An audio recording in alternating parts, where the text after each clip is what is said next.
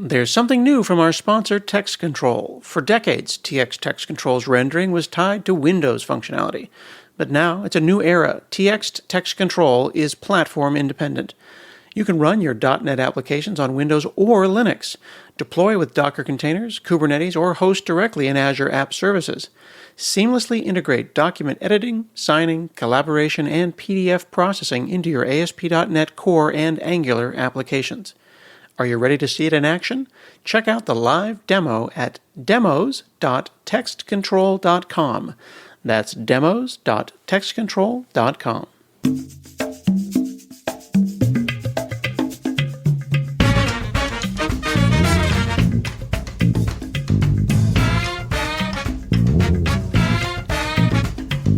Hey friends, I'm Scott Hanselman. This is another episode of Hansel Minutes, and today I have the pleasure of chatting with Steve Klabnik. He's a software engineering manager at Oxide, the co-author of the Rust book. You were a legend in the Ruby community. You only do work in programming languages that start with R. Is that a fair statement? Apparently, yeah. The other funny thing is I have a Ruby tattoo on my wrist, and then I have a little pearl camel up here. So people were asking me, when am I getting a Rust tattoo? And I say, I only get tattoos of languages I don't use anymore. So you'll know that's once I move on someday. If we spot you on the street with a Rust tattoo, we'll know it's the beginning of the end. Yeah, exactly. Oh my goodness. So you and I have known each other on the internet for a very long time, and we kind of like have these elliptical orbits, and every couple of years we kind of come together for various reasons. And I declared myself on Blue Sky a couple of weeks ago a bit of an AI vegan. Mm-hmm. And some people were like, yes, I know exactly what that means. And other people were like, what do you mean vegan? It's like, well, there's things that I choose to eat and there's things that I choose not to eat. And, you know, when I promote AI things or mention AI things, some people online are like anti. This is bad. I will not use it. It is not ethical in any flavor. But I think there's a slider bar of like what AI can do and what I will accept and what I will allow. Where are you within the AI veganism slider bar? Yeah, so I mean, I'm in the same place in general, in the sense that like I use AI tools regularly, but that's like for programming. I have a lot of concerns about AI and how it's going to impact everything. I think it's funny, the veganism thing. First of all, because you're totally right that like there's a sort of, I'm choosing to eat some things and not others, and there's like kind of like an ethical component to it. But I think a lot of people think about it as abstaining, and so they would assume by saying AI vegan that you mean that you don't do anything with it, as opposed to like vegans do eat maybe food. I'm a pescatarian. You know what I mean? Yeah, exactly. Like there's some sort of like, I mean, I think the ethical part and the veganism like makes total sense of the analogy, but I also think it's funny because I received a DM a couple of days ago. I had talked about how like on a different podcast about how like one of the concerns about environment stuff is like, it's like, well, I eat beef and like beef is like pretty bad for the environment. And somebody messaged me, they DM'd me and said like, you know, well, you admitted you eat beef, so I'm not taking any of their opinions seriously. So bye, and block me preemptively. And so I guess that like the regular vegans are also mad about the AI veganism aspect too. So I just thought was funny. And to be clear, I also spent a portion of my life being vegan, so this is not inherently to knock on. Yeah, I had there's a whole lot. You know, there's a punk rock, and there's a whole section of punk rock people that are vegan adjacent. And so I was living in Los Angeles in like a punk house where everyone was vegan. And so, you know, it's how it goes. Very straight edge. Yeah, I literally have a straight edge tattoo as well, actually, although I'm very much not anymore. Yeah. But yeah, totally. So, well, for me, it was like, I don't see business value or a reason to do any kind of AI video generation. And every time Google announces something horrible, where you can, now that like they just announced real-time AI video generation. Yeah. And there's no reason for that other than it's an interesting math problem. Yeah, I think this gets in an area where I guess the other context for my like opinions about AI is I was very anti until a couple months ago. I was absolutely. So you were that person. Yeah, I was that person. And that's partially because I had tried it when it first came out, and I thought this is a fun parlor trick, but not really much more than that. And the problem is technology updates itself pretty quickly. And so essentially it was the release of like Claude 4. And I was like, you know, I want to be an informed hater. So I should like actually give this like a real try again. And then I was like, this is good actually. And I kind of like it. And so it became this really big, like, you know, thing. So anyway, there's also that. So I'm not trying to like, besmirch anyone's opinions. You should have whatever opinions you want to have about this stuff. But I do think that like, yes, for coding is a very different question than for other things. The video stuff, I like agree that I think that that's some areas. It's an interesting math problem. I think that like the way they're kind of going after video games is kind of interesting. Like, can we respond and with to in semi real time to like players trying to move throughout a space? But again, it's like interesting. The other big story today is like related to that. I don't know, this is not going to be out literally the same day, but Grok has a spicy mode, and it made naked pictures of Taylor Swift, and like, Yeah, I saw that's that a not couple of hours cool. ago. So like, when Yeah. did responsibility, I work at Microsoft in my day job, and I'm in a lot of meetings, and in every meeting, like, okay, let's talk about where responsible AI fits in. Like, nothing goes out without a filter on front. It's effectively a firewall. Yeah. How does Grok let that content in? And then once it gets in and it makes something naughty, why is it being allowed out? Like, that does not seem okay by any means. Yeah, and I think it's like, I don't want to say Taylor Swift doesn't matter. I'm not here to argue the Swifties, and she is also human, and so She it does absolutely matter on matters. some level. As a member of the Beehive, I can recognize Yeah, what a Swiftie exactly. feels like. But I think that like celebrities have a certain amount of like understanding that they are looked at by everyone in a certain like way, like this isn't, while it is new, while it's a thing and it's bad. I think that like the fact that this technology becoming accessible so that like, for example, normal people who are not up on stage in front of thousands of people can have deep fakes made of them, like, and that kind of stuff, I think is going to be more like societally a problem, even if like, again, just to be clear, it is a big problem, and I hope she sues and takes all of Elon's money. Like, it's not an okay thing to do. But I think that like that happening at scale is the thing that I'm like more worried about in a like bigger picture sense. Like, I just finally, I think, have my 80-year-old mother where she can recognize phishing. And now they're going to call her and say that I've been kidnapped and I need her to like wire me money. Yeah, absolutely. And for you and I that are not Taylor Swift, but also aren't like somebody who doesn't have any social media at all, like there absolutely is enough audio and video of both of us freely available on the internet for pretty much anyone to make copies of. And so that's like an interesting thing. So yeah, so I'm like definitely worried about some stuff like that, and I don't know how it's going to play out, like, but I do think it's a thing we're going to have to kind of like reckon with. I remember people sort of declaring like that literacy was going to be dead when Google and Wikipedia happened. It's like, okay, like you can, what happens when you read a web page and it has something bad on it? And I think we've sort of figured out that the answer to that is bad things do happen actually. But like, also we did figure out some level of like ways of getting around that societally, or at least like, I think people, sort of a joke, being an older millennial, it was like, it's kind of funny that the boomers all told us don't believe anything you read on the internet, and now they're the only ones on Facebook, reading all of this, well, stuff they also said don't get into strangers' cars, and now we do that regularly. Yeah, absolutely. And they give us candy. So we've sort of handled it, but we sort of haven't, and so that's kind of like I think the trick is that like humans are very resilient, and I kind of think I'm maybe a little like optimistic about the like resiliency of the human spirit, and like we'll get through this like anything else. But I don't know, we'll see. I'm definitely not there. There are many ways in which these things are very cool, but there's also a lot of ways in which I don't know. Yeah, basically, I've been told by my kids that I'm toxically positive. So I do have like it'll be okay, but I think that's also how I wake up every morning and tell myself that everything will be okay. But it does bring to question, what is our value as a society for human creativity? If someone builds a style for 20 years, alone in their studio apartment, throwing paint at a wall, and then I can train something in a weekend on their 20 years of style and then generate that's a thing. So then the question is, can I write kernel code now as good as Linus does? Yeah, it's definitely very interesting. Do you know about the history of source code and copyright, actually? Because it's like kind of a cool story, right? Ahead, please. It was almost, so for those that don't know, essentially like 1978 was the big Copyright Act, right? I think.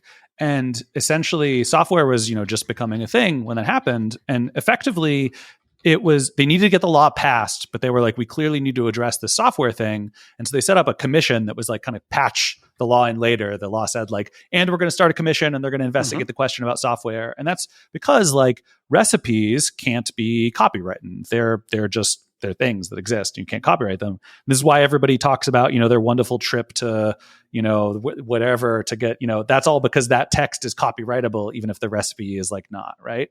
But like also novels and books can be copywritten. And so the question for that committee was kind of like, is source code closer to a recipe because it's sort of like a recipe for the computer, or is it like a creative work, like a book? And so they kind of came down on the side of, okay, this is like a book and it should be copyrightable. But there was a moment where like we almost didn't even have those things at all. And I think that's a really interesting kind of like what if, how things would be different if that had changed.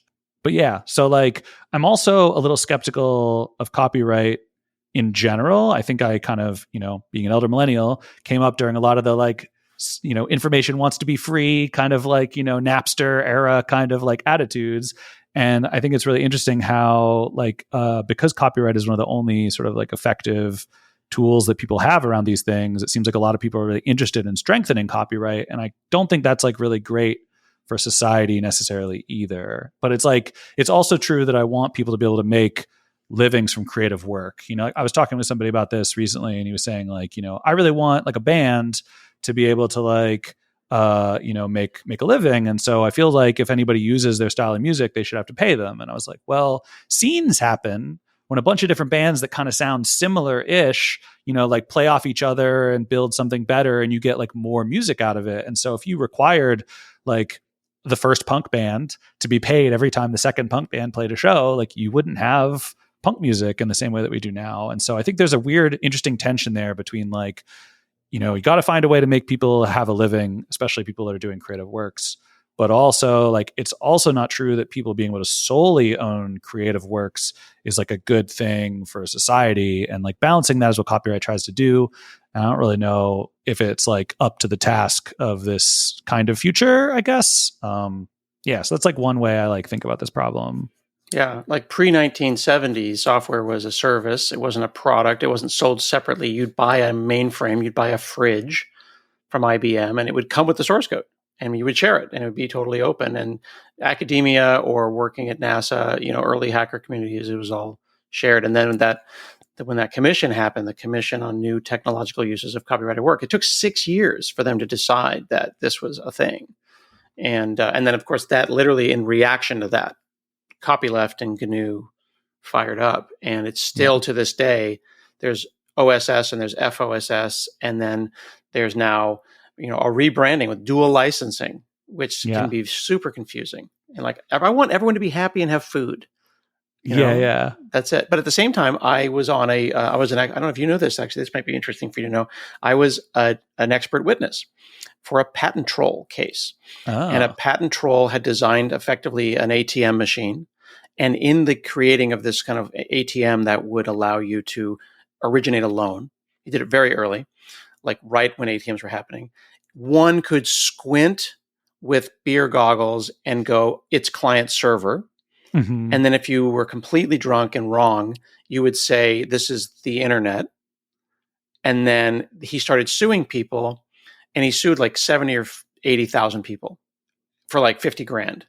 And then it became a standard thing. Like the job was find anyone who has a website that has a shopping cart and sue them. Not anyone big enough like Amazon that you'd wake the bear, but people small enough where if they just pay you off, then it'll make it go away. So I got to, for years, we fought this patent troll with the Electronic Frontier Foundation, and we finally shut them down. That's awesome. The amount of energy that was done, the amount of pro bono work and hours of, and I flew around and in 2 different courts in 2 different states, got to like full on, like you can find these things online. This was a person who'd never actually made anything. Mm-hmm. Like there's that guy out there who thinks he invented email, and to this day, he thinks he's the email guy. You know what I mean? So it is a slippery slope. So then when we bring it to the context of source code, there's so much source code out there that doesn't have a license.txt, and people are just like, I don't care. Yeah, here's some code. Yeah, I think most people don't even understand the licenses that that they put on their code. Like, it's really interesting because sort of the social expectation is completely different. Like, nowhere in the MIT licenses it says that a project can accept external contributions, or that has open governance, or that like anything, right? It says like, you're given this, no warranties, no disclaimers, like as is, sorry, that's it. But like culturally, we expect there to be some sort of like place to talk about things, and like there should be some sort of like way to make decisions, and like there's all this social kind of like building stuff that I think that the kids these days kind of understand to be what open source is actually about, and they don't really like think about licensing the way that I think some of us that are a little older that had to kind of like deal with a lot of that stuff kind of do. Because like, and it's also true that like I do this as well, like I want to support the projects. I mean, I don't support that many open source projects anymore, but there was a while where that was like all I was doing, and like I was putting a lot of effort into giving that support, and like I never actually technically had to do that, but I kind of felt like socially it was the right thing to do and also a good thing to do. But like I would stress myself out on a thing that I've technically said, like, I don't have to support this at all. Like, just deal with it, but I was burning myself out trying to do that stuff. And so I think it's like a little tricky. Basically, like, I don't think that licenses are the full story around how we like develop collaborative software projects. Basically, there's other stuff going on there.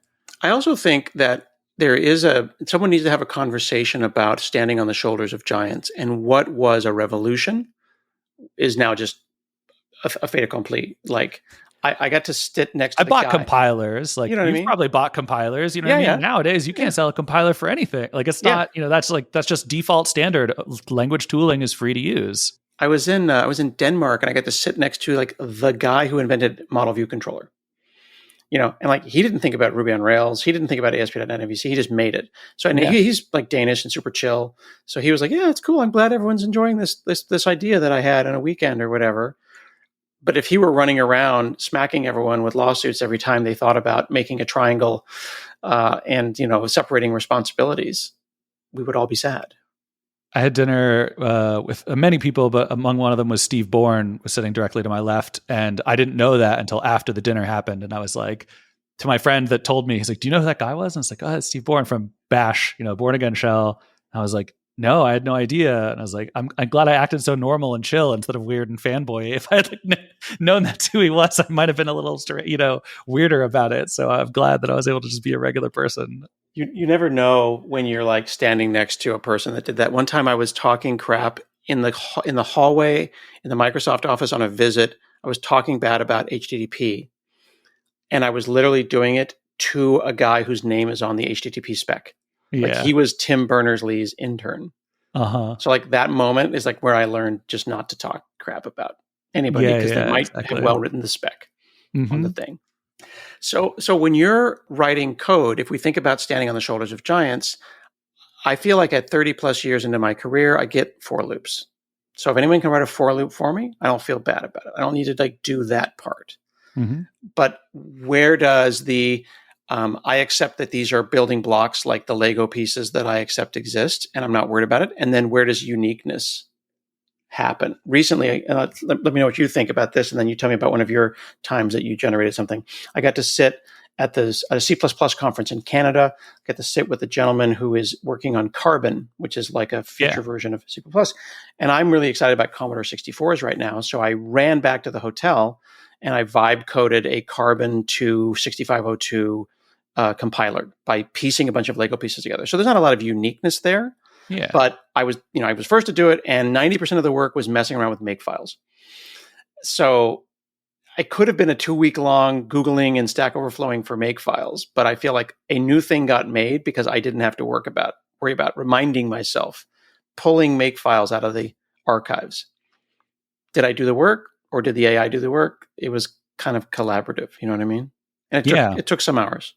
Absolutely. I have interesting kind of feelings about this too. I started programming when I was 7. I'm 39 now. And so, I also been doing this for a while. I also am pretty sure I understand for loops, but like, pretty sure.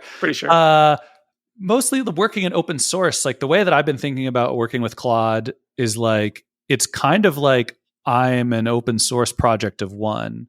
I know I've talked to a lot of people and I've seen a lot of comments online, some people that still find like the puzzle aspect of writing the code to be their intrinsic motivator. And the longer I've been in my career, the less I have found like, I want to figure out this bug and I want to debug this thing. And it's going to take me all Saturday and that's going to be awesome. And I'm, going to be really like motivated by doing that. Like that used to be the case, but now I'm busy and I've spent a lot of Saturdays dealing with bugs and like I just want my project to work.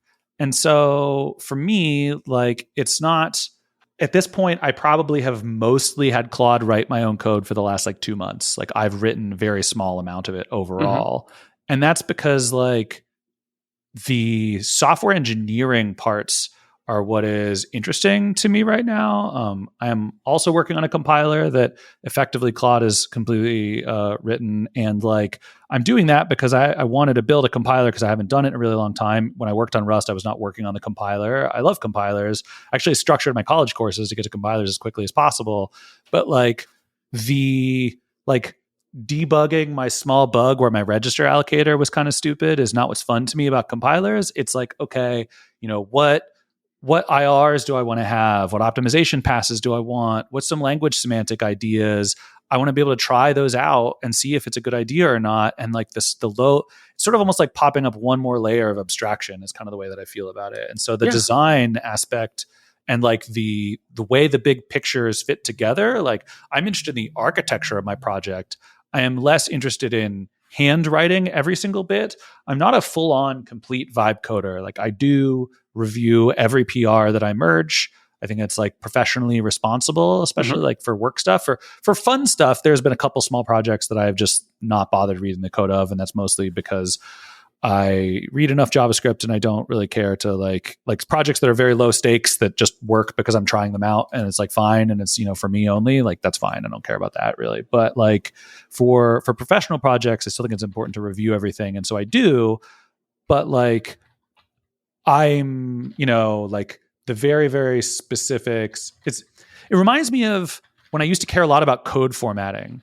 And then like auto formatters are now the rage. And now I just like don't care about that anymore. It's kind of like one level up again, where it's like I really care about the architecture. I care about the way things fit together, care about if there's tests. But like if this function is like 20 lines and this one and should be two 10-line ones or what, like I don't actually care about that anymore, basically. And so for me, I like reading code and I like understanding code that somebody else has written and I like those kinds of things. And so I think that the sort of like vibe of working with Claude really works for the things that I enjoy about professional software development, Mm-hmm. basically. So it's up leveled it to the ideal point of this is the part of my brain that wants to be creative, and you're still like you're feeling creative. Yeah. Now, but you're someone who was a low level programmer, but also a high level programmer because like Rust isn't exactly Java, but Rails and Ruby are somewhat high level comparatively to the C and the curly brace languages. So I have known you as someone who changes altitude quite comfortably. Here's the Yeah. question though. Are you and does your generation represent the last full stack developer? Maybe. That's a really interesting question. I started with GW Basic and then I learned C probably when I was like 12 and then Java and C++ when I was like 14. And so it's really funny too that like people that knew me from Ruby world saw me go to Rust, and there was a lot of people who used to say things about Rust like, "Oh, those are just high level programmers that don't know what they're doing low level stuff." And I was like, me and my friends were working on an operating system in college, man. Like people could know multiple things. Like, one of my friends in college used to say, like, I can't believe you're doing web development because assembly is so much easier. Like the instructions, the CPU does what I tell it to do exactly, but you like put a scripting language inside a markup language and ship it to a computer on the other side of the planet that's maybe not even running the same operating system, and you like expect that to work. Like that seems insanely complicated to me. I will stick with my assembly language. You know what I mean? So there's different perspectives on all these kinds of things. And yeah, like I think that, people my age, like I was lucky enough to sort of grow up with like a text adventure was the first thing I ever did on a computer, And so like I remember DOS and pre-Windows just barely, but like I was kind of there. And so that's usually what I thought of as like my generation was the last one to like, pre-web know what computers were like. And frankly, just remember what life was like before the web existed or cell phone. Can't believe I got a cell phone in like college. You know what I Yeah. mean? Like Yeah, I yeah, think yeah. about kids having to deal with cell phones at schools and stuff now. I'm just like, oh my God. My kid's school just banned cell phones. So this Yeah. now just when he's a senior, like this would have been Sure. helpful 4 years ago. Yeah. But yeah, Yeah. they got to put it in a Faraday bag or something when they come into work, come into school in a couple of weeks.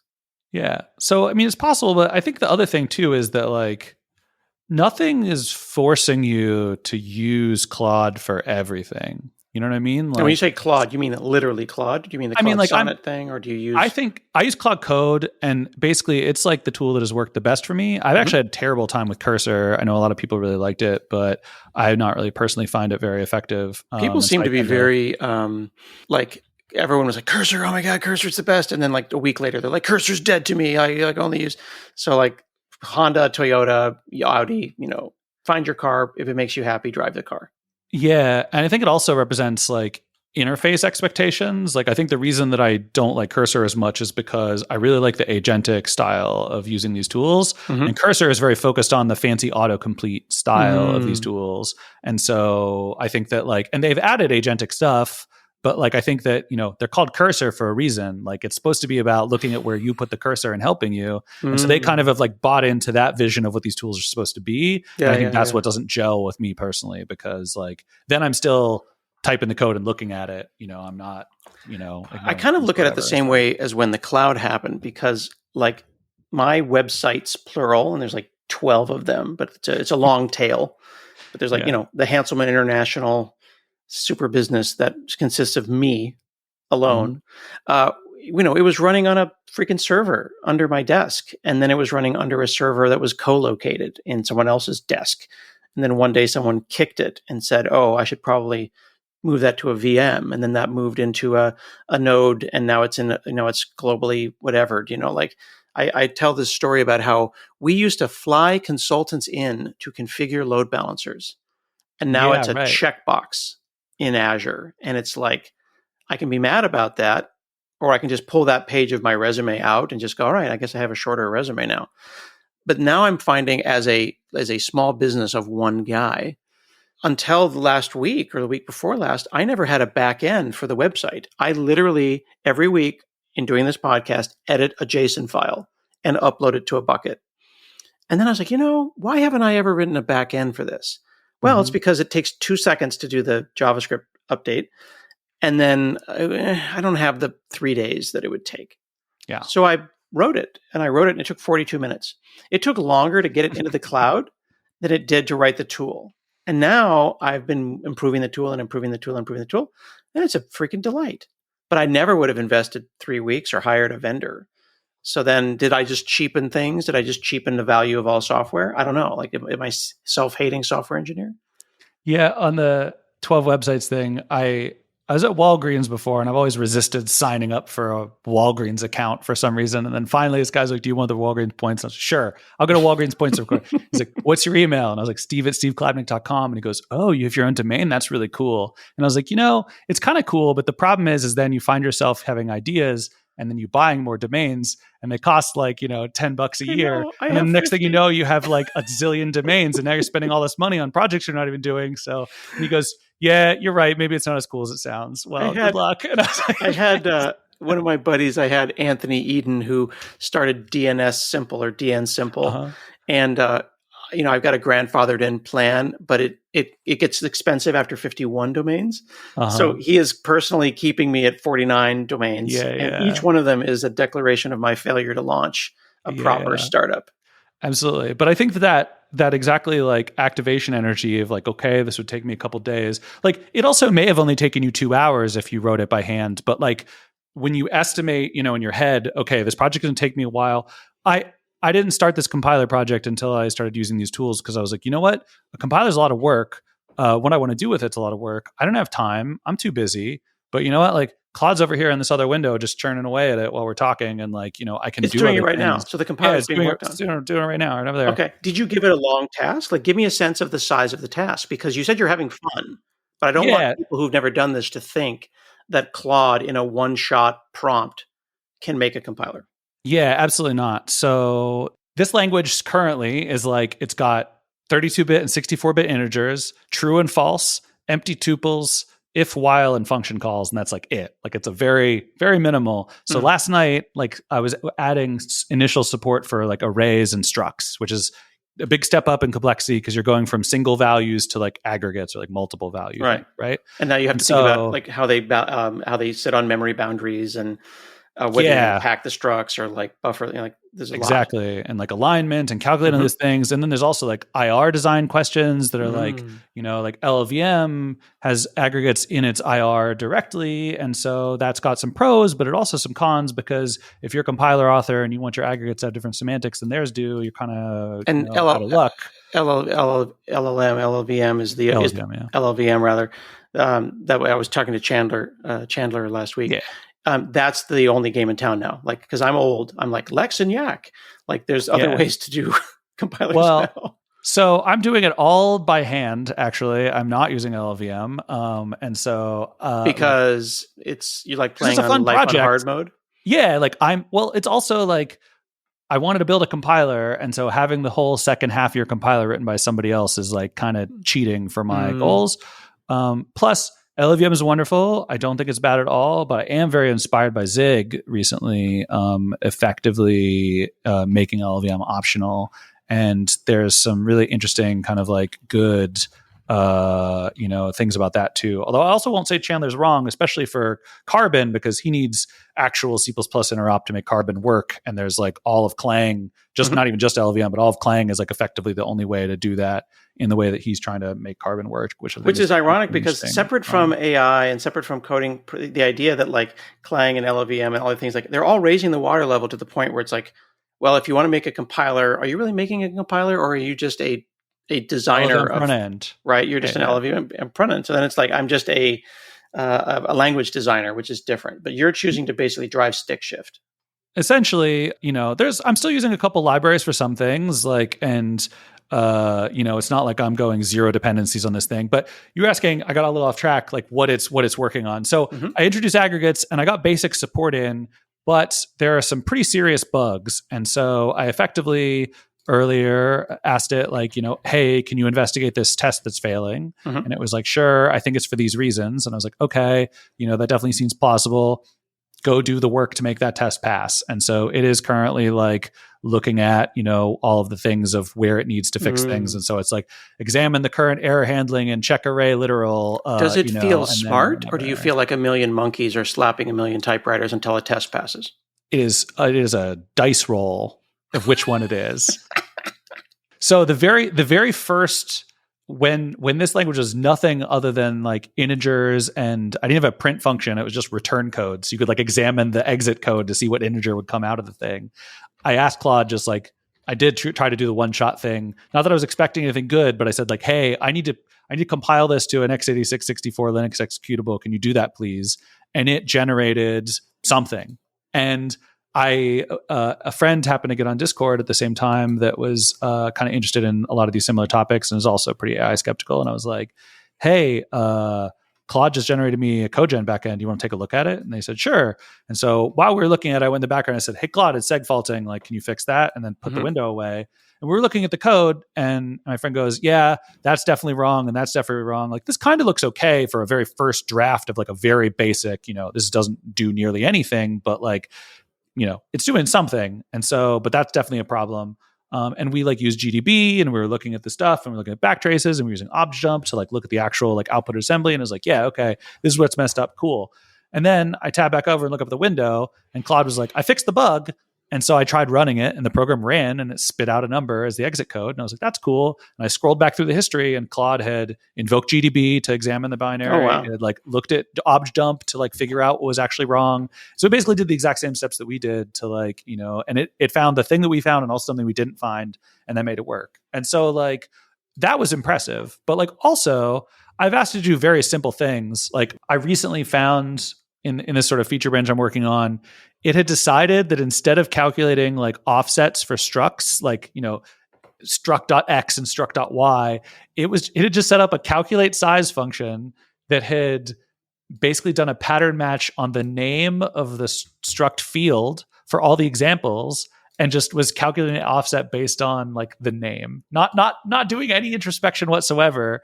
And it was just like, X is a 64-bit integer. So we'll, offset by this much, and value is used in this one test. And it's like, 64 bytes long. And so we'll use that or whatever. And so I was like, that's really dumb and bad, Claude. Like, you got to actually calculate the real thing instead of just doing that. And it was like, you're right.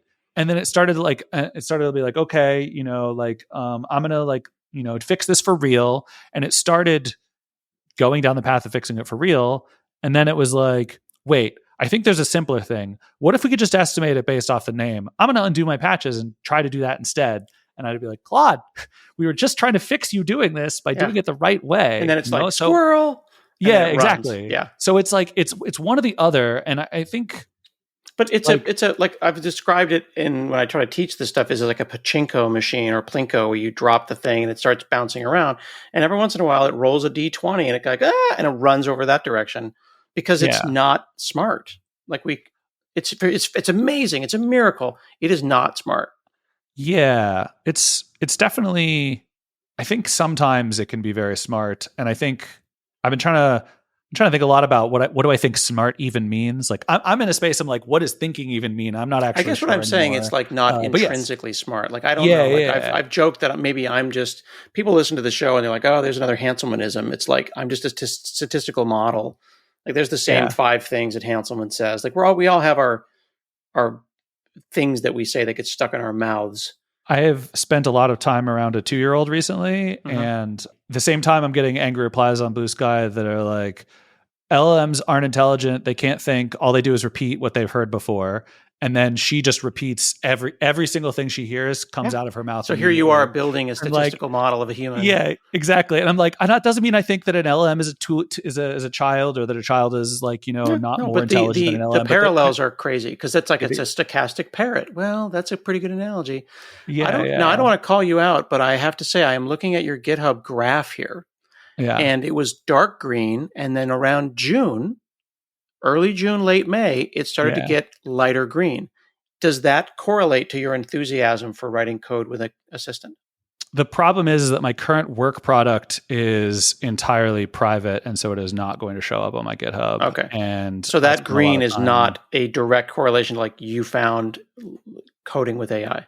Yeah, totally. I'm curious. I'm going to look at it so I can see my private one. Like, is that because there's a checkbox that says, private GitHub repositories will show up as green, but it looks like you got into the book and into Rust and into Rue, which Rue UE is when that kind of got public. So I was just curious. If you want to see my bad compiler code, you can go check out my Rue repository. Yeah. And also, it sounds like you're having Claude fun. claims that it's fixed everything but 3 of my tests actually just now. So that'll be a fun thing to review after the show. But yeah, so it definitely there's like June is a bunch, and then there's sort of 3 weeks of much lighter things, and then July gets like a lot heavier. And so, I think just life kind of happens. Like I'm 39.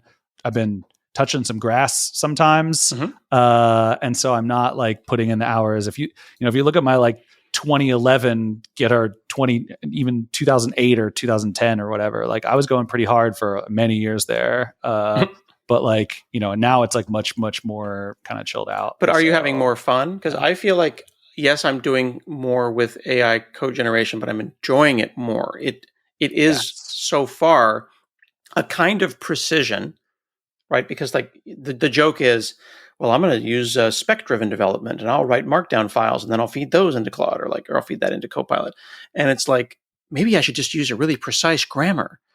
And then the slippery slope right back into compilers again. Totally. It's interesting. There was a paper I saw recently that like these tools will do better if you have good variable names. Like they took the same code base and they asked it to fix a bug, and then they transformed the source code to have gibberish, names, and that didn't work. And it's because, it's like doing correlations. And so if it, sees something that's named a certain way, it's going to think that it works in a certain way because it's just the same way that we kind of like look at these things. And so I'm definitely having fun. I think that like the time I've had to be programming versus not has kind of changed in my life a lot over the last couple years for sure, and especially lately. But I'm definitely enjoying it. I think that it's brought me a lot of stress because of many of the people I know that are super anti these tools are some of my best friends. And I've already lost a couple of friends, or at least been, let's say, like had very strong words exchanged between people that, I thought were friends or not. Based on my like refusal to totally disavow these tools entirely.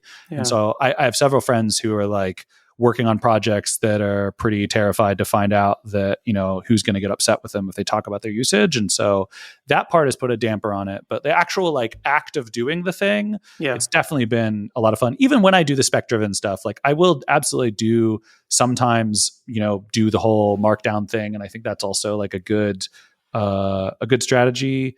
It's like kind of like a lot of things that are good for LMs also seem to be good for humans in many ways, and it's kind of interesting. I was on Richard Feldman's podcast a month or two ago, and he was talking about he had a comment and on a function, and he'd asked Zed, because he works at Zed, so he uses that as a thing to refactor the body of some code. And then it had made a change in the comment. And at first he was mad because he's like, I didn't tell you to touch the comments. I told you to rewrite the code. But then he realized that there was a side effect of the way that the code was previously implemented that was described in the code comment. And when he had made the refactoring, it broke that thing, and therefore the code comment was wrong. And so the tool editing the comment had drawn attention to like, there's a behavior here that's like not expressed in the type signature that, you need to care about. And he was like, oh, that's like really interesting, because that gave me sort of like a point to be able to pay attention to that. And so I think like a lot of these kind of things are kind of interesting because like, I'm even like the docs guy, and it's not fun a lot of the times writing docs. And like, are LM docs good? Not necessarily, but like if you hate writing docs, you can get something, and something is often better than nothing. And especially because like comments that go out of the way comments get really bad is when they get out of sync with the implementation. And so if you can like, have a tool that is able to reasonably check that they're reasonably up to date, like as much as I dislike a lot of LLM writing, I think that like LLM generated documentation is better than zero documentation. Yeah. Would I prefer finely crafted docs? Absolutely. But like nobody's doing that on your Saturday projects, but like you can get a reasonable amount of docs that are better standard by using tools like this. Yeah. I've got a thing I'm open sourcing soon, and I used an LLM to help generate the README, and it's a better README than I would have written. Like I'm not going to ship it as is, but it's better. Yeah, and you definitely got to like rein it in a lot too. Like the exuberance and the emojis and the bulleted lists are like definitely get a lot. M-dashes and emoji. Yeah, I love using M-dashes too. I'm so mad that like, I know. What is the M-dashes? I was an M-dash person early on, and now it's a sign of the apocalypse. When you have Brian on, he's also a big M-dash guy. Really? So that's good. Yeah. I can feel the M-dashes when I'm speaking. Yeah. Exactly. It's like that's not a semicolon, people. That's an M-dash. Yeah, I've told like both Claude and ChatGPT like, hey, this text you gave me is far too LLM-y. Can you like make it not, please? And it's like, I understand, and then it's so funny because the first thing they'll say back is like, you're totally right, which is also like a very so sick of the you're totally right. I'm like, over the you're totally right. Yeah. And I'm starting to notice. And the other thing is that I feel like I pioneered emoji in business email. And now it just makes me look like a schmuck. Should have gotten a patent on it. And then I should have got a patent Anthropic. And then, yeah. Well, thank you so much, Steve Klabnik, for hanging out with me today. Yeah, it's always great to talk to you. We have accomplished nothing, but we have enjoyed ourselves, and that is what is important. And I'm glad that you're enjoying yourself writing some code with coding editors. You can learn more about Steve and his thoughts at steveklabnik.com. You can check out his book and follow him on Blue Sky. This has been another episode of Hansel Minutes, and we'll see you again next week.